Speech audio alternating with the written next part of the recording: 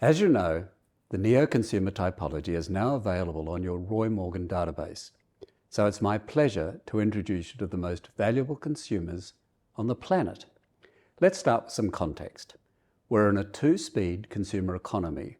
We have 5 million Australians with a neo mindset driving the fast or premium lane, and 10 million Australians with a traditional mindset in the slow or commodity lane. Why is this important? Well, it's important because it reveals that not all consumers deliver equal value.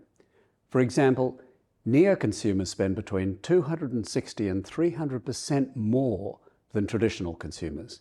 That's really important. But spending alone doesn't define neos. That would just be a spending model. The neo algorithm has its roots deep in neuroscience. Sure, it reveals a consumer's spending propensity and value potential, but what makes it revolutionary is that it provides a three-dimensional picture of the consumer, what they desire, how they feel, what makes them fall in love, and it all starts with neuroscience. The limbic system is the critical part of our brain that produces emotions, memories, and most importantly, actions. And given that emotions are at the heart of most decisions, they're also at the root of most purchases.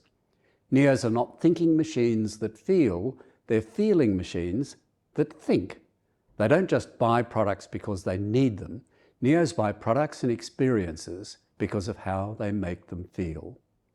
Many people still use affluence or the AB socioeconomic quintile as premium segments, but simple demographics are never going to be truly predictive or take us inside the brains of consumers. That's why the neo algorithm is so valuable. In the media database, you'll find 6 profiles.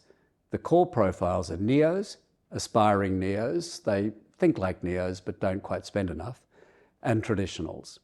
We even modelled the top 10% of neos and call them hyper neos. You'll use them if you have a luxury brand as a client. And the top 50% we call super neos.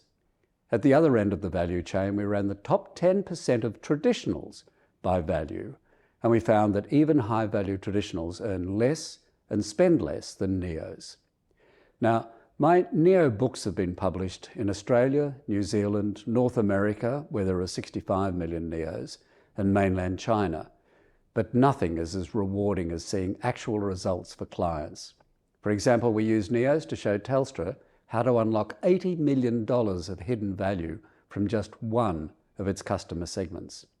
And the neo strategy transformed JB Hi-Fi from a small music retailer with 30 stores to the giant it is today, with more than 300 stores. Neos are the future shapers. They're constantly evolving, always creating new ways of shaping their own world. As Scott Browning from JB Hi-Fi said, "Follow the neos and you'll find the future." Back to the database.